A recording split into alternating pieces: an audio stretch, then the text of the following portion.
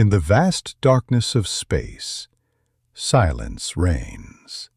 Yet somewhere in that silence there may be echoes. Echoes of civilizations that once were, or that still are, gazing back at the stars as we do now. For centuries, humanity has looked up and wondered if we are alone.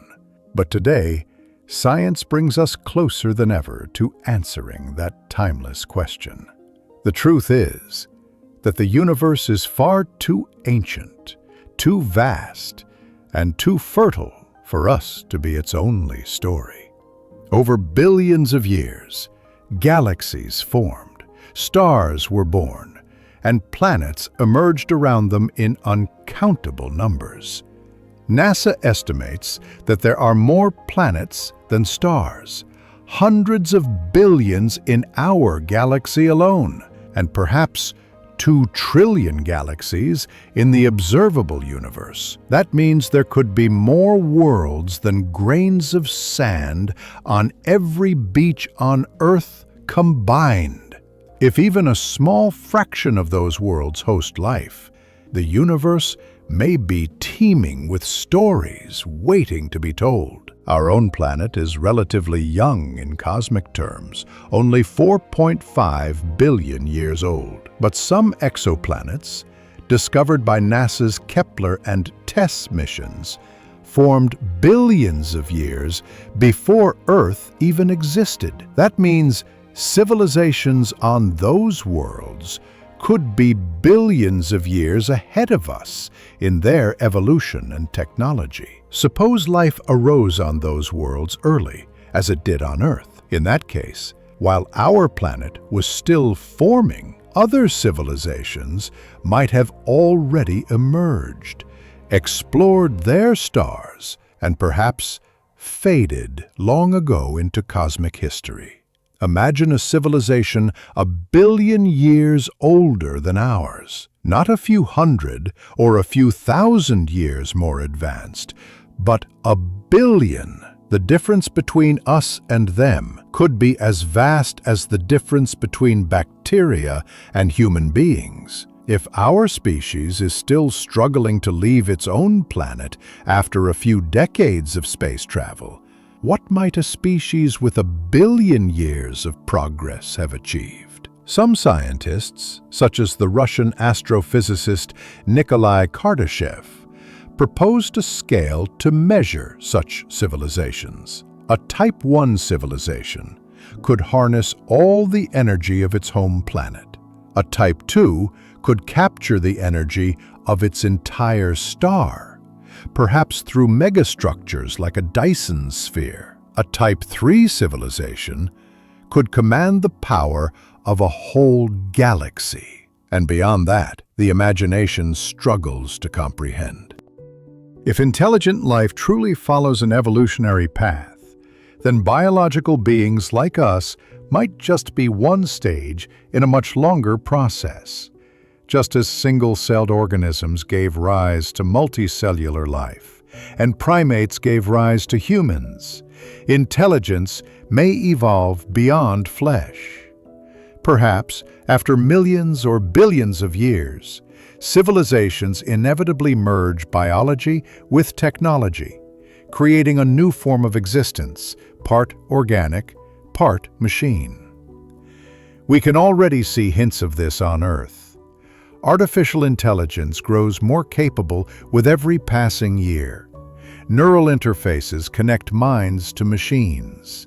Biotechnology blurs the line between nature and invention. It's not hard to imagine that somewhere out there, life has already completed this transition. This leads to one of the most fascinating possibilities in modern astrobiology, that most advanced civilizations in the universe may no longer be biological at all. They may be post-biological entities, digital minds, self-replicating machines, or hybrid intelligences that have transcended the limitations of their physical origins. Such beings might not need oxygen, water, or warmth. They could thrive in the cold vacuum of space, powered by starlight or advanced energy sources, spreading from star system to star system like a wave of consciousness expanding through the cosmos. Some NASA-affiliated researchers and astrobiologists have proposed that this might be why we haven't yet detected them. They could exist in forms we don't recognize, operating at energy levels or timescales beyond our understanding. Consider this. If a civilization became digital and immortal, time would cease to matter. 1,000 years could pass like a second. For them, patience would be infinite. They could wait millions of years for signals to cross galaxies. To such entities, humanity's brief existence might be like a single flicker of light. But the question remains, where are they?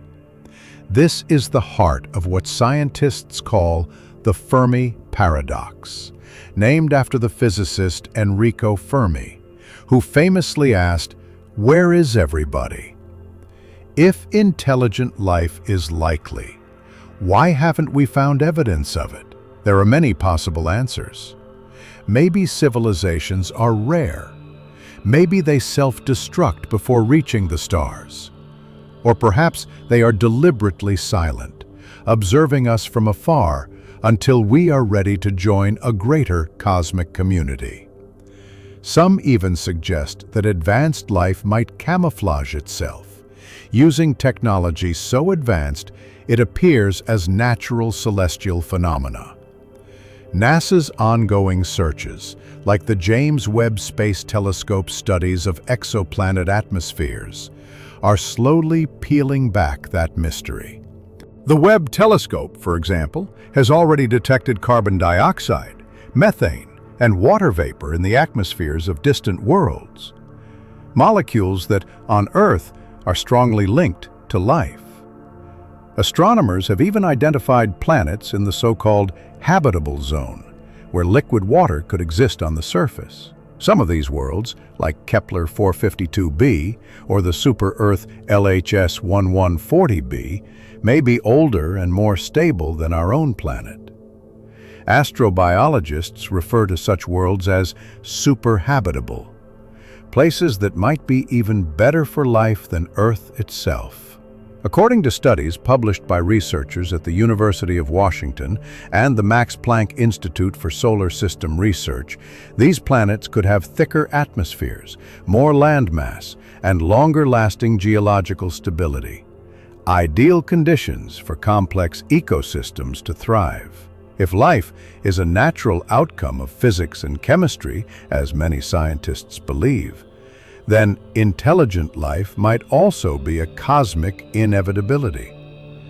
Just as rivers form wherever gravity and water meet, consciousness might emerge wherever complexity and energy combine. Evolution is a universal process. It doesn't belong only to Earth. We've already discovered microbes that survive in acid, under extreme pressure, and even in the vacuum of space.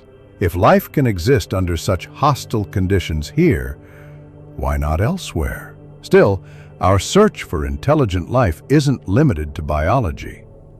Projects like the SETI Institute listen for radio signals, while NASA's missions study the chemical fingerprints of life in the atmospheres of exoplanets. Yet so far, silence. It's as if the cosmos is holding its breath. But silence doesn't mean emptiness.